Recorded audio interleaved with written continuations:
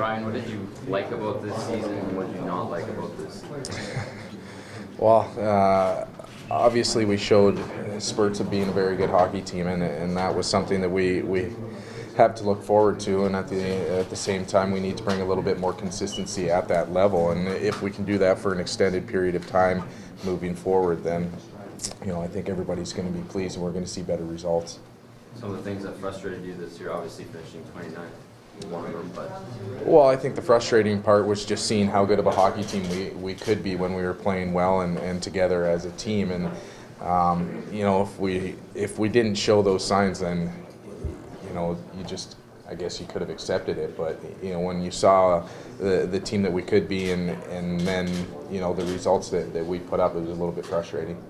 You talked about consistency, and that's kind of how you judge a team sometimes, at least we do, on the consistency of their comments, on what they're learning from coaches and game plans. And that's been one consistency about this team this year, is you guys have been very consistent in your answers on what you're trying to do. So is that message getting across to the players on what you have to do to be a better team?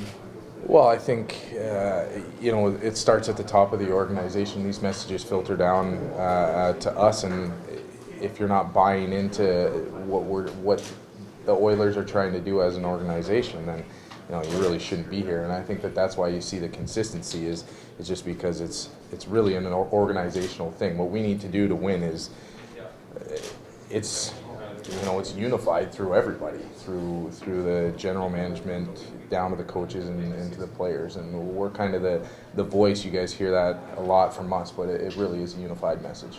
Do you feel like you're headed in the right direction? Oh, for sure. Yeah, for sure.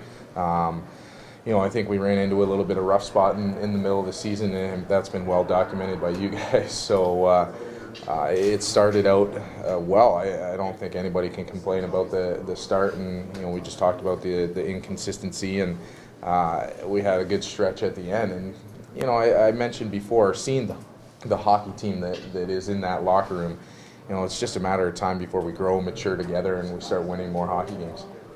Ryan, you had mentioned at the start of the year that you wanted to prove a lot of people wrong there, question whether or not it was kind of a one-hit wonder for you. You came up with career high in points. Your goals were pretty much the same as last season. What do you need to work on this year to come back and be a better player next year? Because you could have been a 25 goal scorer after the start you had. Yeah, I mean the team falters are the same as my own. I need to be more consistent as a player. I went 20 plus games without a goal, and for no reason other than I got away from what makes me successful. And for whatever reason that happened, it's over with, and I have to personally learn from that. So next year, if I do falter a little bit, I can just revert back to how I worked my way out of it this year. It seems so simple. People say, well, he knows what works for him. Why doesn't he just go back and do it? Can you explain how, when you kind of go off course for a while, that it's not just as simple as snapping your finger and going right back on course? Yeah, I mean, confidence is such a funny thing because players are complete opposites when they play with it. I mean, I started the year, a few bounces go my way, and all of a sudden I'm playing with confidence and things are rolling, and then you run into a little bit of a rough spot, and your confidence goes away. You can't handle the puck, you can't catch a pass, and it just mentally plays on you, especially when you want to win so bad for the team and for the guys in that room. And you just got to battle out of it and revert back to the simple things that make you an effective hockey player. And I didn't do that quick enough this year, and that's a lesson learned. Some people wondered if it was because you stopped tweeting as much.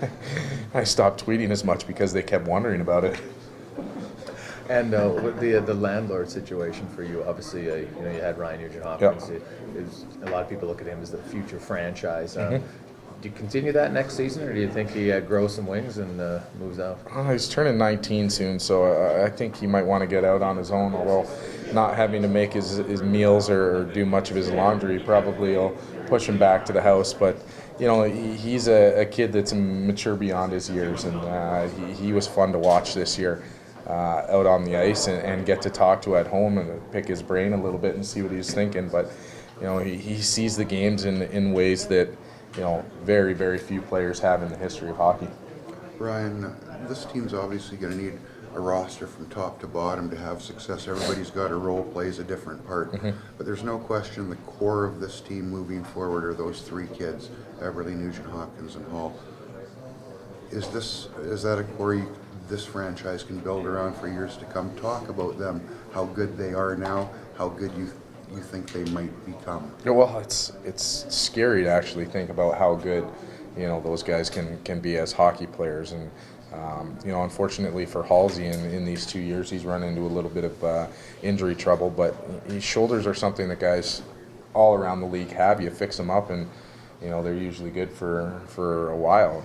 A few exceptions, but it's funny how different each player is, and that's going to contribute to them being the core. They're not all the same type of player. Halsey's a kind of high-flying guy great speed, great shot, and his willingness to go to the areas you need to go score goals is, you don't see that very much in players of his caliber. And Nuge is, we just talked about it. His vision is probably second to none in this league, and he's only 18 years old.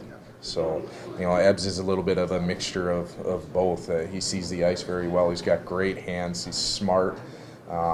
So you combine the three of them. You can either throw them on a line, or you can share the wealth and probably get a little bit of production.